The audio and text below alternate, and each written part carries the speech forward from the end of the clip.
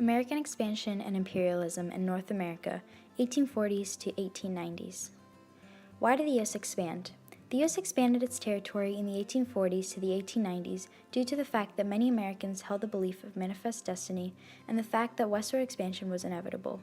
Over the course of 50 years, the U.S. gained a majority of land in the Southwest after the Mexican-American War, in the Pacific Northwest after the purchase of Alaska, and in the West after taking advantage of the Native Americans' territory. Much of this territory was gained due to the weaknesses of both Mexico and the Native Americans, allowing the U.S. to easily conquer and take land from both of them. The Mexican-American War, 1846 to 1848. The annexation of Texas was a major cause for the outbreak of the war in 1846. In the election of 1844, James K. Polk promised to annex Texas.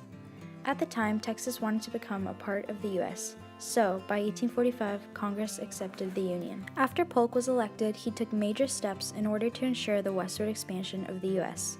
His belief in manifest destiny drove him to offer to buy southwestern lands that included Texas, New Mexico, and California.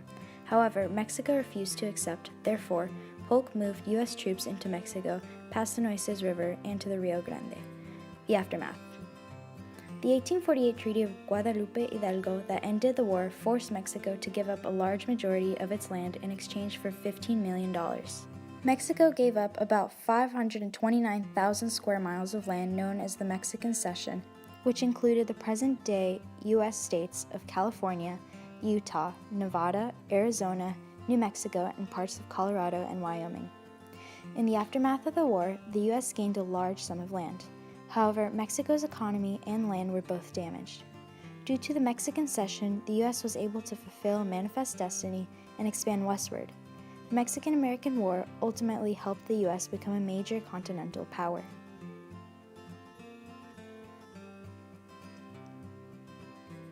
Native Americans.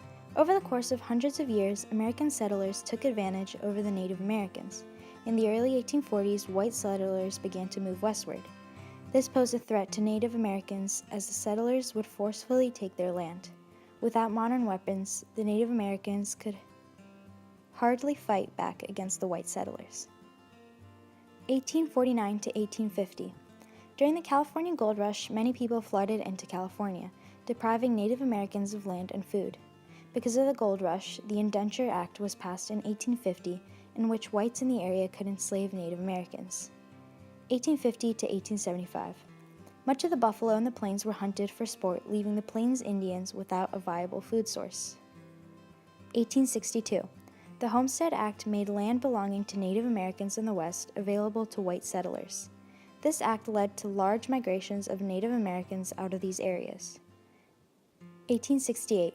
The Nez Perce Treaty gave the Sioux Indians rights to the Black Hills of Dakota. 1881. The book, A Century of Dishonor by Helen Hunt Jackson, was published. The book criticized the U.S. government's treatment of Indians. The book was significant because it showed the American public that the government had made and broken numerous treaties with the Native Americans and were very dishonest. 1887. The Dawes Act sectioned Native Americans' land so that Native Americans could effectively assimilate into U.S. society. About 90 million acres of Native American lands were taken away and sold to white settlers as a result of this act.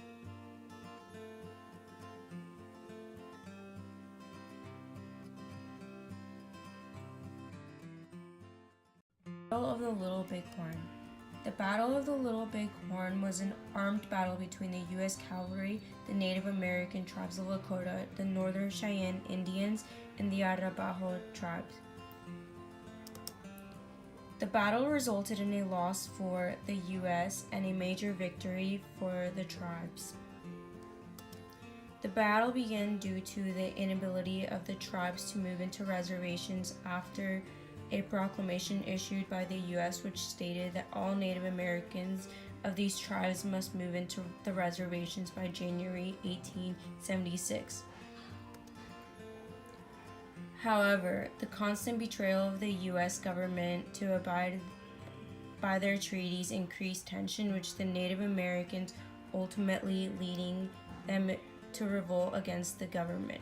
When the Native Americans had moved, the U.S. Army confronted them, resulting them in the battle that the U.S. was ill-equipped for. The Battle of the Little Big Horn.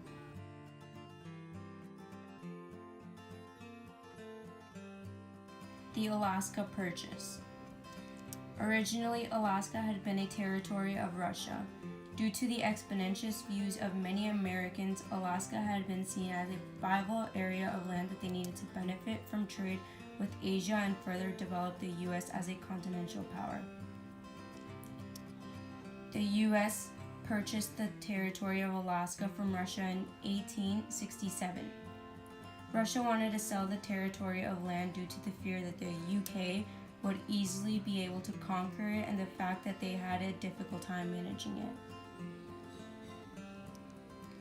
The U.S. public opinion mainly supported gaining Alaska as a part of the U.S. because it ultimately weakened Russia and the UK as rivals to the U.S. However, many opposed this purchase and nicknamed it Seward's Folly, as the Secretary of State William H. Seward. Seward had a strong advocate for the purchase of Alaska and urged the Congress to ratify it.